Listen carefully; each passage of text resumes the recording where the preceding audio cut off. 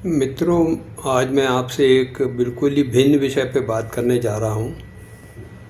हमारे घर में हमारी माताजी जो दो तरह की ये क्या कहते हैं उसे, नवरात्रे आती हैं, एक चैत्र में और एक फिर दिवाली के समय पर।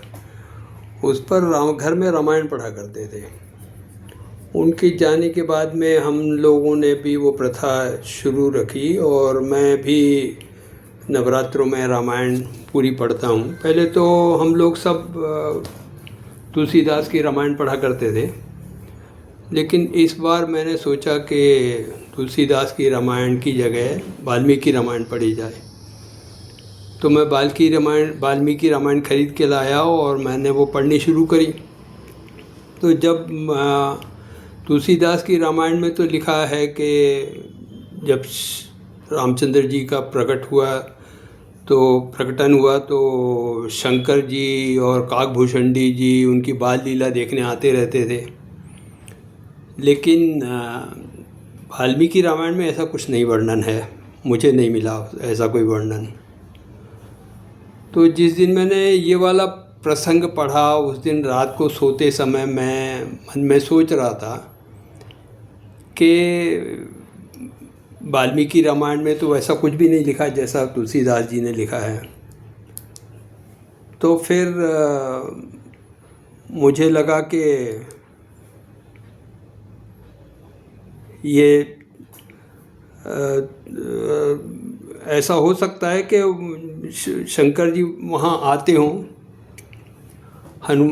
काकभूषणी जी आते हों वहाँ बाल लीला देखने के लिए, लेकिन वाल्मीकि जी ने किसी और वश वो वाला वर्णन नहीं किया। तो ये सोचते सोचते मेरी नींद लग गई। और आपको पता होगा कि हम लोग जो रात में सपना देखते हैं वो ऐसे ही सपने होते हैं जो हम लोग दिन में कहीं इधर उधर देखे होते हैं, वही रात को सपने बन के हमारे सपने में आ जाते हैं।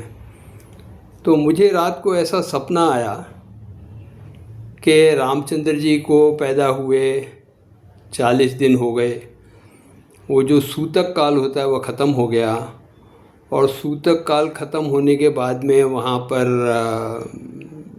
जो नगर निवासी थे अयोध्या के, वो सब आके उनका जो दशरथ जी का महल था उसमें आके बोलने लगे कि कौशल्या माता हमें लल्ला के दर्शन कराओ। भीड़ बहुत थी, बुरी तरह से भीड़ थी।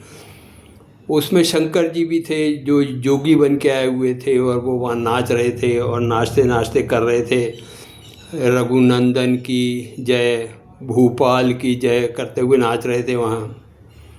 काकभूषणी जी भी अटारी पे कभी इधर उड़ते थे कभी उधर उड़ते थे, ये देखने के लिए कि माता कौशल्या बाहर आएंगी रामचंद्र जी को लेके और हम लोगों को दर्शन कराएंगी। तो ये भीड़ खूब शोर मचा रही थी, बहुत वहाँ पर गहमा गहमी थी। तो थोड़ी देर के बाद में कौशल्या माता वहाँ अटारी पे आई, उनके गोद में रामचंद्र जी थे। तो रामचंद्र जी को देख के लोगों ने शोर मचाना शुरू कर दिया। कहीं शंख बजने शुरू हो गए, कहीं घंटियाँ बजनी शुरू हो गईं, कहीं रामचंद्र जी की जय बोलने लगे लोग बाग। खूब शोर मच रहा था।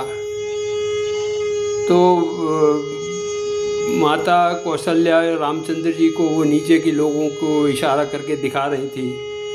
वो दिखाते दिखाते अचानक क्या हुआ कि एक बंदर, जो शायद हनुमान जी ही थे, कूद के अटारी पे चढ़ गए रामचंद्र जी को नज़दीक से देखने के लिए, और माता कौशल्या डर के मारे एकदम से अंदर चली गई कि मेरा लल्ला डर जाएगा। उसके बाद में मेरी नींद खुल गई। अब आपके पास में भी ऐसे कुछ अनुभव होंगे, आप अगर हों तो मुझे